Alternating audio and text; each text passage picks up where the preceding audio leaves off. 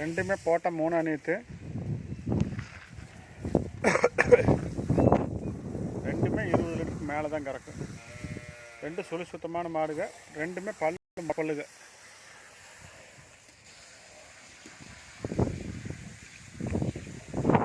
பெரிய மாடுங்க, ரெண்டுமே பெரிய மாடுங்க.